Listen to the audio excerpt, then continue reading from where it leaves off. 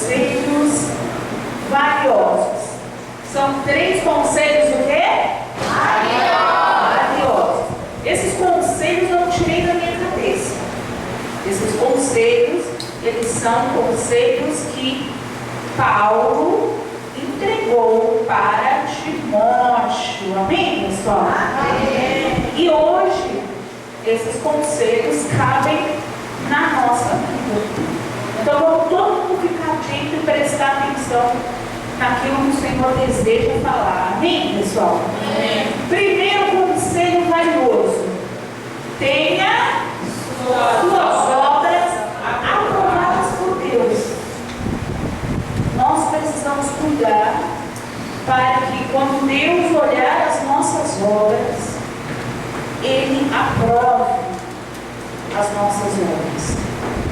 A palavra de Deus fala assim, e isso aqui foi Paulo falando para Timóteo: procura apresentar-te a Deus aprovado, como um obreiro que não tem do que se envergonhar, que maneja bem a palavra da verdade. Olha só, Paulo já começa falando ali, que ele precisa se apresentar aprovado como um obreiro, alguém que faz a obra. Nós fomos chamados para sermos isso. Nós somos esses obreiros. O obreiro é aquele que se dedica em fazer a obra de Deus. Isso tem que ser uma meta na nossa vida. Timóteo estava recebendo aqui a orientação de Paulo para que ele fosse a pessoa que faria a obra.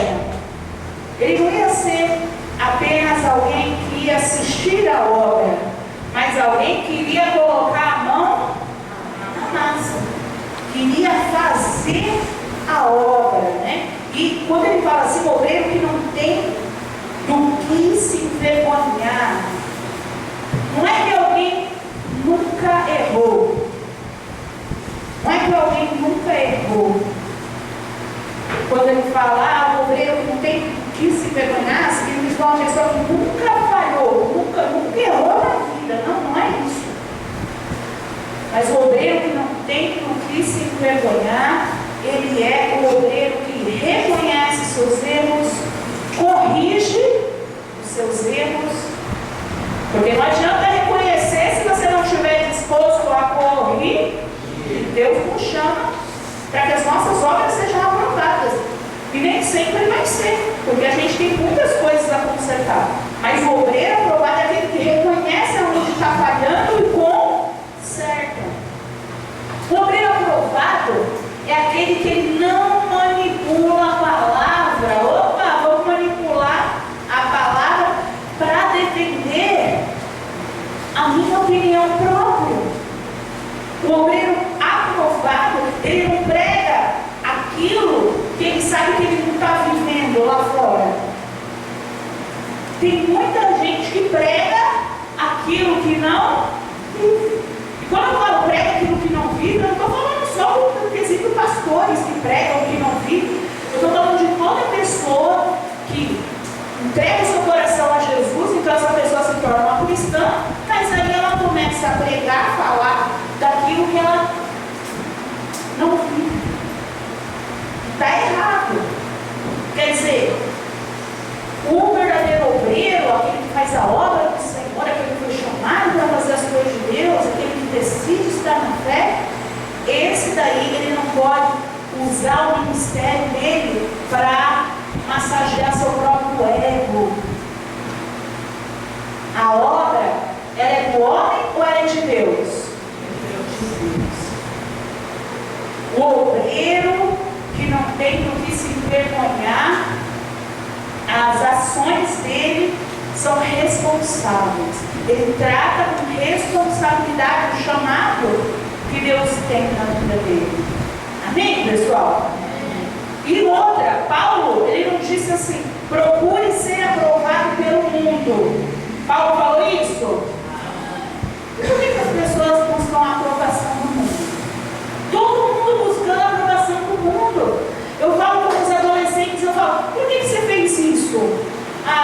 senão eu ia ficar de fora do grupo. Está todo mundo buscando aprovação do mundo. Eu falo para o adolescente, por que você fez isso na escola? Você não é assim.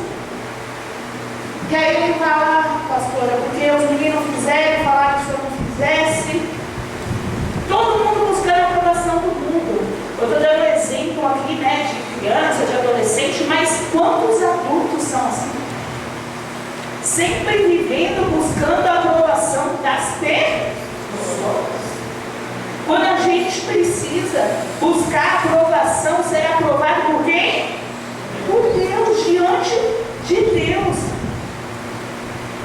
Diante de Deus. Eu assisti um vídeo, apareceu para mim lá no Instagram e eu fiquei conformada. Porque era uma youtuber que estava casando, muito conhecida, e que tem uma vida totalmente, a vida dela não é questão de julgar, ela mostra abertamente qual é a vida dela.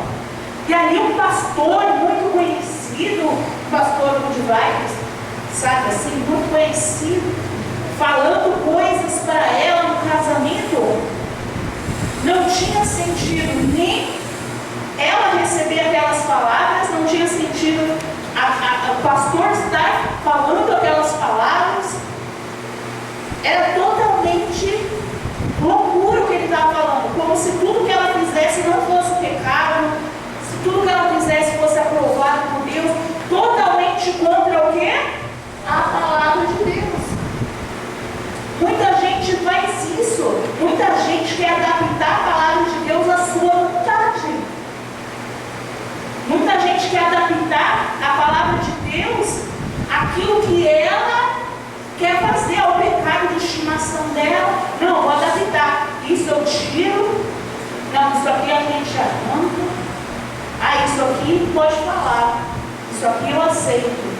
Então as pessoas elas querem adaptar a palavra de Deus, quando a palavra de Deus ela é uma verdade. A verdade ela é absoluta. Sim ou não? Sim. O que significa a verdade ser absoluta? Se eu falar para você que 1 mais 1 é 2, e se eu falar para você que 1 mais 1 é 5, porque eu gosto, porque eu acho que combina mais, porque eu acho que 1 mais 1 ser 5 é muito melhor, porque eu quero nas minhas contas bater 1 mais 1 e ganhar 5, eu vou ficar muito mais feliz. Se eu afirmar para você que 1 mais 1 é 5, o que você vai falar? É errado. Você vai falar que não é. Eu vou perguntar por quê. Você vai falar, porque não é verdade. Porque a verdade é absoluta. Por isso que a Bíblia fala, conhecereis a verdade, e a verdade vos libertará. O objetivo do diabo é esconder a verdade. Se conhecendo a verdade, a gente é livre. Se ele conseguir esconder a verdade de nós, ele conseguiu tudo. Ele conseguiu tudo para a gente. Ele só precisa esconder a verdade. Só que você tem que ser inteligente. Porque eu vejo muitas pessoas que elas sabem que não é verdade, mas elas preferem viver a mentira que o diabo conta. Elas preferem viver um evangelho que não é o evangelho ensinado, o evangelho que Paulo ensina para Timóteo, o evangelho que Jesus ensinou para os discípulos. As pessoas elas querem viver do jeito delas, do jeito como elas estão dispostas a viver. Entenda uma coisa, o obreiro aprovado por Deus, ele usa a Bíblia para transformar.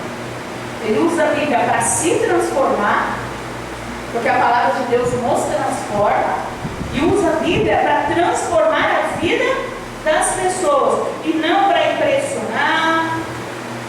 A pessoa que é de Deus, ela continua aprendendo até quando ela tem um cargo de liderança.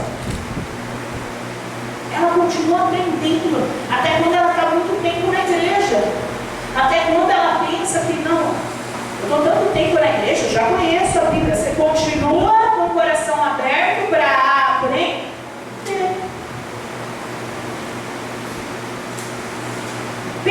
assim, ó, quero que você pense assim, ó, se ninguém tivesse me observando, pensa isso, se ninguém tivesse te observando, faça uma reflexão. Ninguém está te observando. Deus aprovaria as suas atitudes? Pensa assim, ó. O que você faz, sabe, em quatro paredes? Tem ninguém te olhando, ninguém te vendo. Em quatro paredes. Quando Deus olha para você, o que você assiste no seu celular, com quem você fala, quem você manda mensagem, o tipo de conversa que você tem de assunto, ou não em quatro paredes, mas na sua rodinha de amigos lá fora, que não faz parte da fé. Qual é o assunto que rola dentro que você participa? Aquilo glorifica a Deus? Se Deus olhasse para você, Deus ele aprovaria a sua vida? Você sabe qual é o segredo de você ser aprovado? Vai ler a Bíblia, porque só assim, só manejando a Bíblia, é que você vai saber o que é certo e o que é errado. Quando você não lê a Bíblia, você está sujeito a acreditar em qualquer coisa que as pessoas te falam. E as pessoas vão te vender a ideia para te esconder a verdade. Escondendo a verdade, você está igual a todo mundo. O mundo não quer que você seja salvo, porque ele não é salvo. O diabo não quer que você vá para o céu, porque ele não vai para o céu. Então, se ele conseguir esconder a verdade de você, ele conseguiu fazer o trabalho dele bem feito. Guarda esse conselho aqui, ó. Procura apresentar-te a Deus aprovado, como um obreiro, aquele que faz a obra, aquele que está participante da obra e que não tem do que se envergonhar, que maneja bem a palavra da verdade. Você não pode ter do que se envergonhar. E quando eu falo isso, não é só, igual os adolescentes que às vezes falam, eu tenho vergonha de falar que eu sou de Deus. Não, você não pode ter.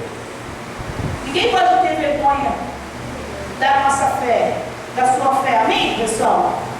Mas pior ainda é você se envergonhar de pensar que Deus está olhando para você fazendo aquilo. Deus está olhando para você fazendo tais coisas. Seria uma grande vergonha. Para a gente viver de forma que a gente não tem do que se envergonhar, tem que seguir certinho o quê? Manejar a palavra da verdade. Amém, pessoal? Primeiro conselho, guardou aí? Segundo, levanta aí o dedão. Os dedões. Vamos lá. Qual é o segundo conselho? Seja exemplo como para ser seguido. Seja exemplo como um padrão a ser seguido. Como eu te falei, isso não foram vozes da minha cabeça. O que Paulo falou para Timóteo? Ninguém despreze a tua mocidade. Pelo contrário, torna-te padrão dos fiéis na palavra, no procedimento, no amor, na fé e na pureza. Você sabe que Timóteo ele era jovem. Ele era muito jovem.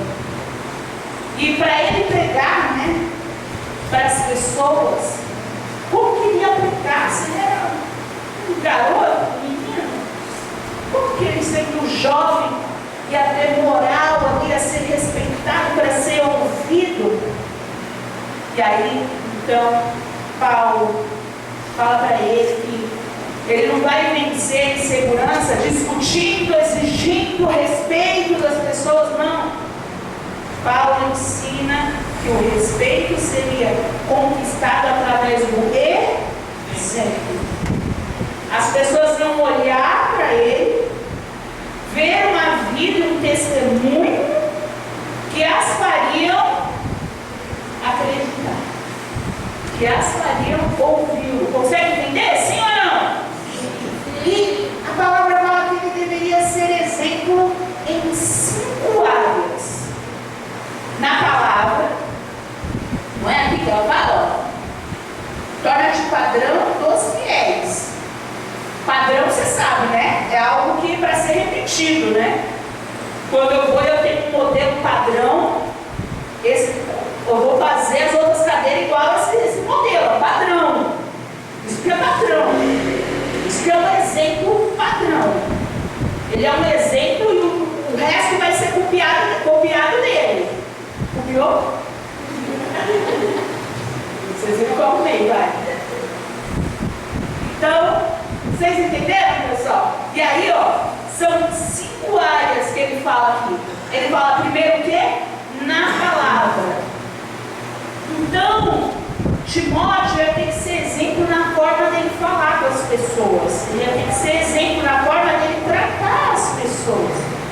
Timóteo vai poder ser um ignorante, alguém que berra, que xinga, que humilha as pessoas. Será que ele seria um bom padrão se ele fosse desse jeito?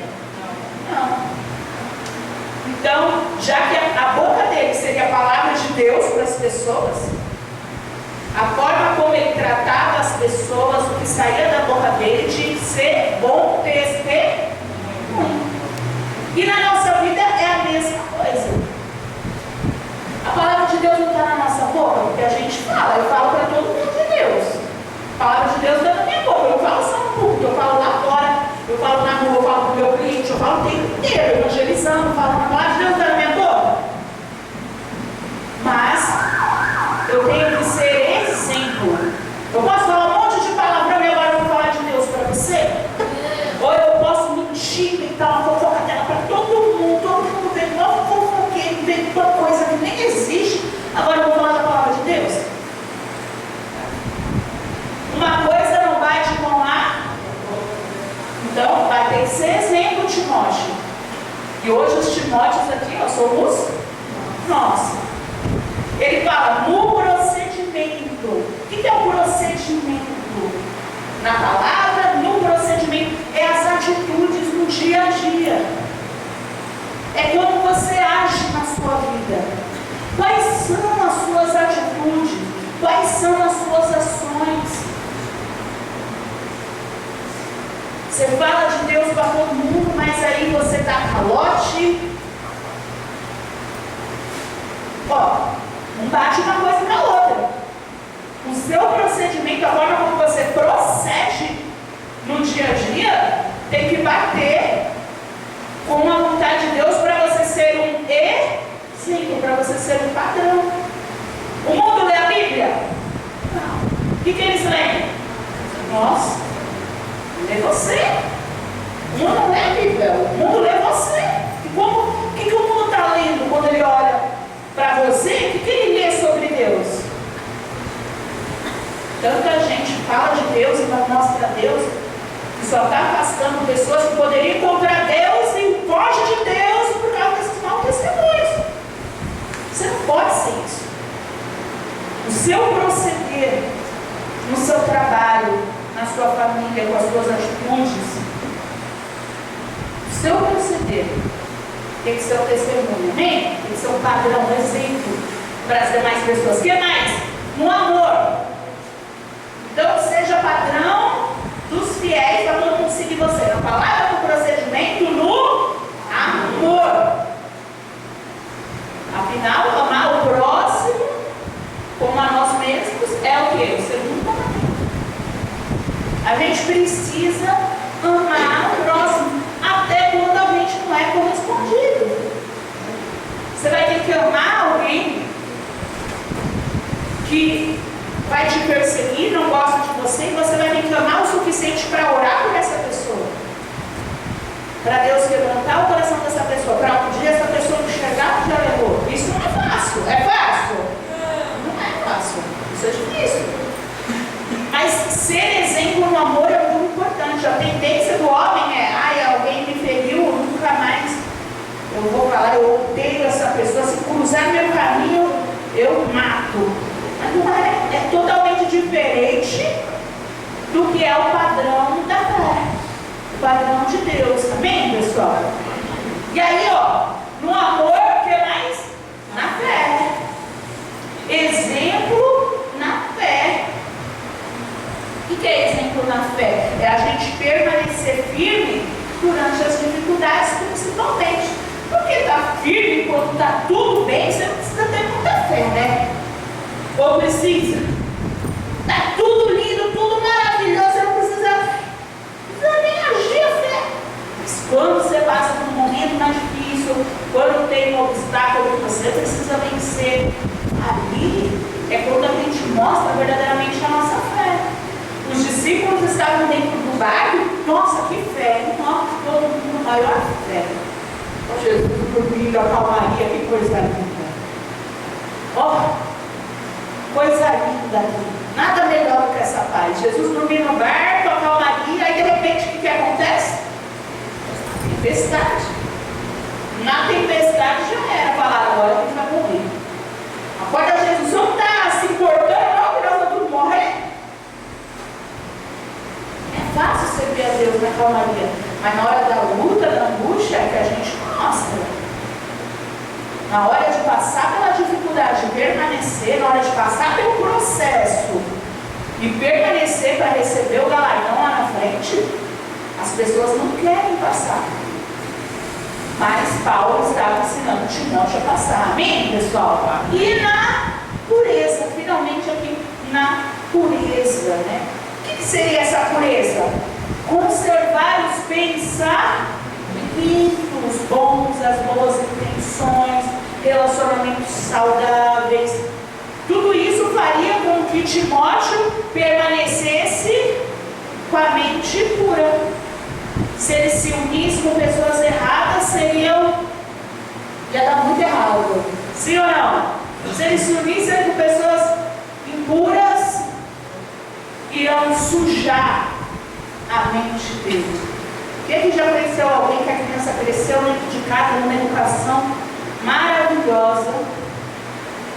Ou nem educação, né, gente? Porque eu já tive situações de crianças que lá fora não recebia dos pais educação, mas cresceram dentro da igreja, recebendo amor, carinho.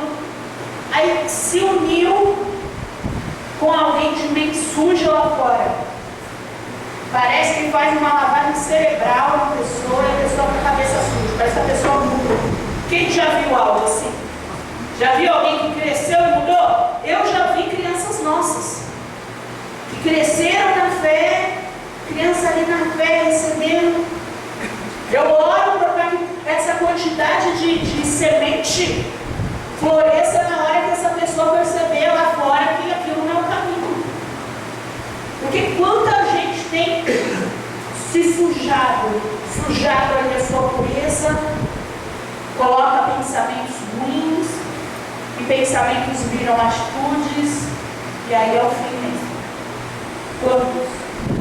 Cuidado, adolescentes na escola, cuidado, adultos, no trabalho, no meio que vocês vivem, cuidado, cuidado. Seja como a garrafa de água doce, de água limpa, lançada num rio sujo. A garrafa está no rio, mas o rio não está na garrafa. Fecha a sua tampa, porque esse mundo é um rio sujo. E a gente não pode sujar o que tem dentro de nós. Deixa a sujeira do lado de fora. Mas o objetivo do diabo é colocar sujeira do mundo dentro de nós. A gente precisa entender que a gente é diferente. É diferente. A gente pode falar sobre fé, mas é o nosso comportamento que vai confirmar aquilo que a gente prega. Você consegue entender? Sim ou não? Sim. É sobre isso. Eu quero que você faça uma reflexão agora. Faz uma reflexão. Para pensar, Simão. Para pensar, Simão. As pessoas que me rodeiam conseguem enxergar em minha vida aquilo que elas escutam da minha boca? Porque você fala de fé. Se não fala, vamos começar a consertar. Porque você tem que falar de fé. Você tem que falar sobre Jesus. E as pessoas que convivem com você ao seu redor, elas conseguem olhar para você e identificar o que você fala. É assim que você vive? Será que elas conseguem identificar as pessoas ao seu redor? O seu bom testemunho? Ou será que não tem bom testemunho? Porque você sabe que tem uma diferença entre dar mau testemunho e ser perseguido. Tem uma diferença. As pessoas juntam, né? Como se fosse uma coisa só. As pessoas falam assim, minha mãe, uma vez uma adolescente falou assim, minha mãe só me persegue em casa. Eu falei, sua mãe está te perseguindo? Quando eu estou indo para a igreja, ela só me persegue. Eu falei, como que ela te persegue? Quando eu levanto, né? Eu perco a hora de ir para a escola porque eu tenho muita preguiça. Aí às vezes ela chega lá no quarto já brigando comigo, você não vai para a escola. Mas isso daí é perseguição ou é mau testemunho? É mau testemunho. Minha mãe está me perseguindo porque ela quer que eu lave louça. É perseguição ou é mau testemunho da pessoa que não faz as coisas? Sabe por quê? Tem gente que mistura. Existe a pessoa que é perseguida, porque quando a gente segue a Cristo, as pessoas vão nos perseguir naturalmente, tá? Você vai ser perseguido. Agora, só pensa assim, a pessoa está me perseguindo porque eu estou na fé, e se eu estiver ok, até Jesus foi perseguido porque não serei. Eu estou dando mau testemunho e a pessoa na verdade só está falando o resultado das minhas ações que são horrorosas. Você precisa parar para refletir. Amém, pessoal? Terceiro e último conselho. Terceiro, vamos todo mundo junto, fala aí. Fuja do que pode te destruir e persiga aquilo que pode te edificar. Fuja do que pode destruir a sua vida e corre atrás. Busca o que vai te construir, o que vai te fazer crescer, o que vai edificar a sua vida. Amém? Olha o que Paulo disse a Timóteo. Foge igualmente das paixões da mocidade. Segue a justiça, a fé, o amor e a paz, como os que de coração puro invocam o Senhor. Olha que coisa. Paulo, ele apresenta 3 movimentos importantes, Primeiro é fugir. Repete aí, fugir. Fugir. Porque, gente, existe situação que a gente não deve enfrentar. Tem situação que a gente consegue enfrentar. E tem situações que a gente precisa o quê? Fugir. Sair de perto e evitar. Esse é o primeiro ponto. Segundo ponto, precisa seguir. Então, depois de fugir das paixões da mocidade, precisa seguir a justiça, a fé, o amor e a paz. Então, a gente precisa seguir. Entenda, não basta abandonar o pecado, não basta fugir do pecado, a gente precisa colocar algum lugar. A gente precisa buscar a fé, buscar a justiça, buscar o amor, buscar a paz. A gente precisa colocar. Quando a gente tira aquilo de mal que está em nós, a gente precisa colocar algo de bom que não estava. Consegue entender? Sim ou não? Sim. Então, primeiro é fugir, segundo é o quê? Seguir.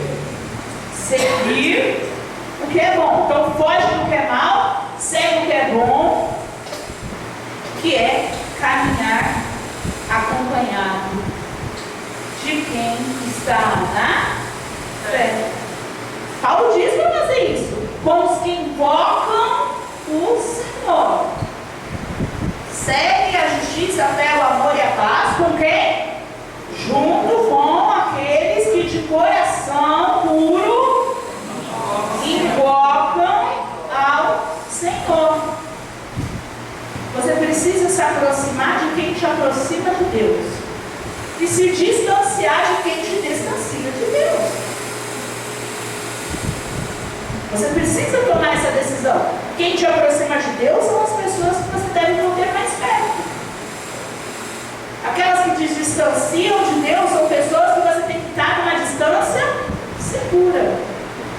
É um colega de escola que você vai compartilhar uma lição. Não é uma pessoa que você vai chegar para abrir o seu coração e falar dos seus problemas. Você consegue entender? A gente foge do mal, a gente segue em direção ao bem, e a gente faz isso, a gente consegue fazer isso, de fugir do mal, seguir para o bem, quando a gente está aqui, de mãos dadas com pessoas indo para o mesmo caminho.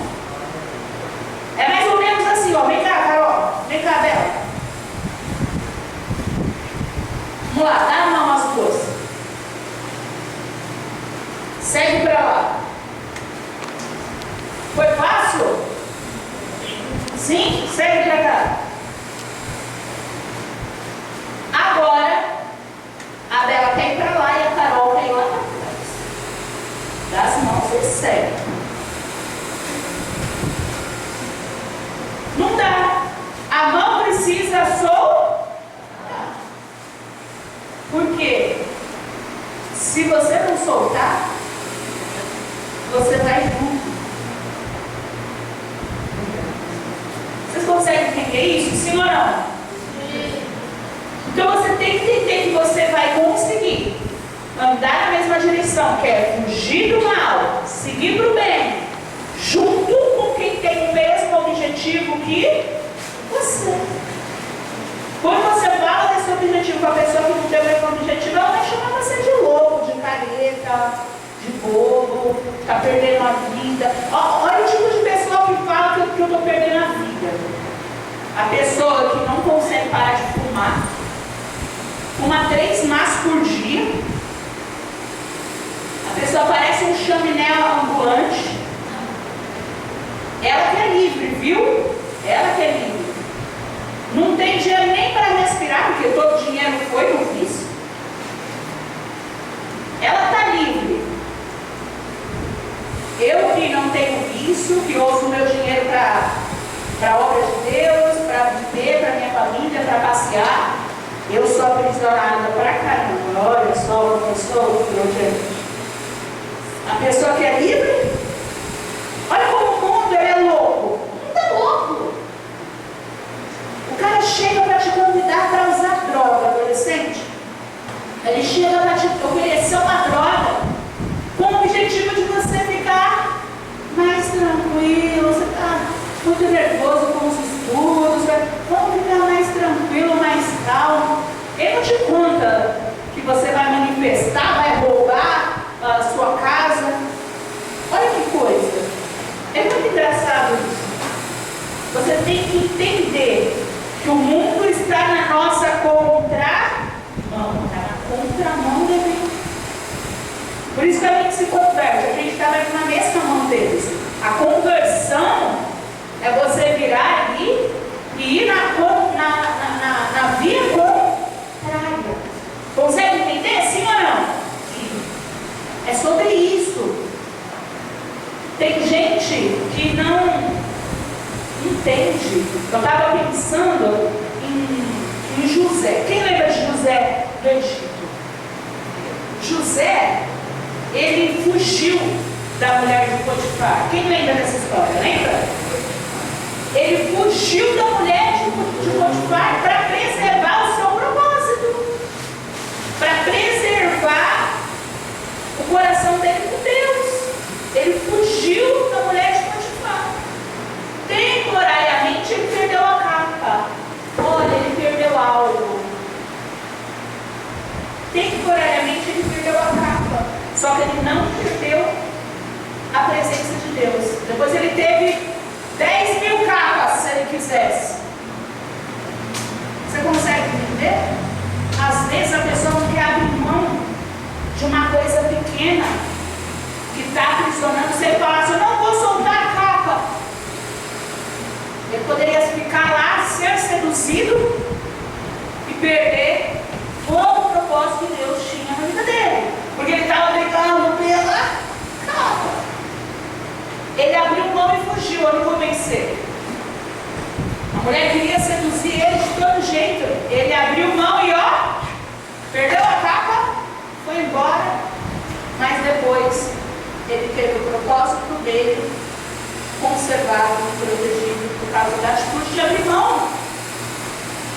Então às vezes você está aqui, você precisa abrir mão. Mesmo que possa parecer uma perca.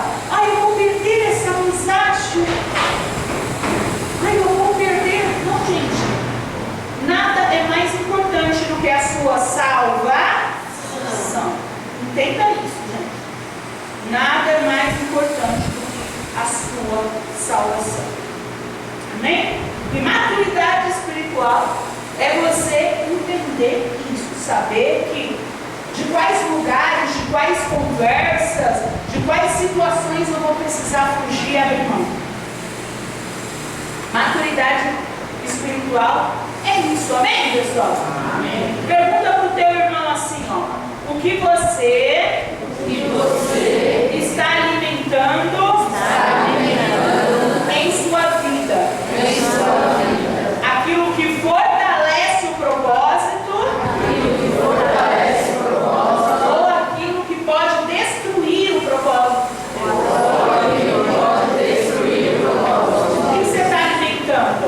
É o que fortalece o propósito ou aquilo que pode destruir o propósito de Deus na sua vida?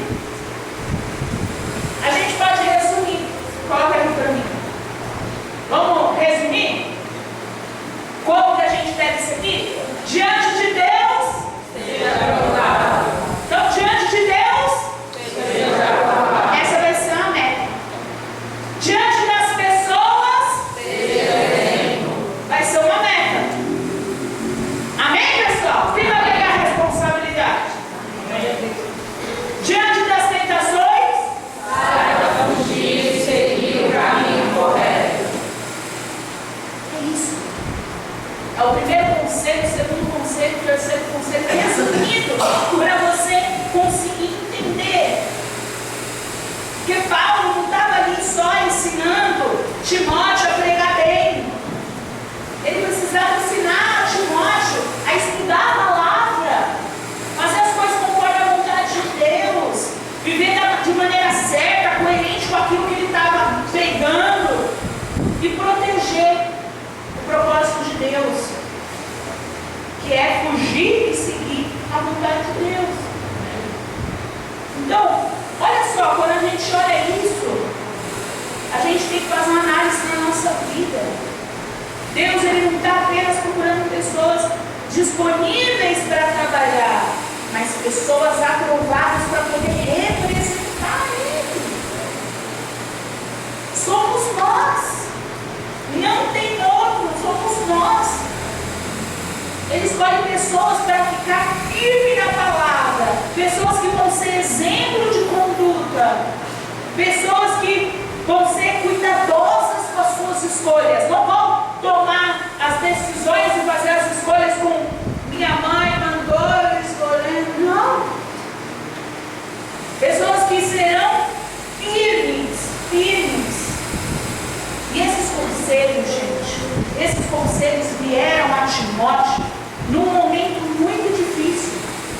Esses conselhos vieram a Timóteo num momento em que as pessoas estavam se corrompendo e saindo da fé. Era o começo da fé e já tinha gente saindo da fé. Quando você lê lá em Timóteo o contexto, Paulo vai falar das pessoas que estavam saindo da fé, mas aí ele recebe uma mensagem final, uma dica bônus. O que é uma dica bônus? Quer um conselho bônus? Quem quer? Sim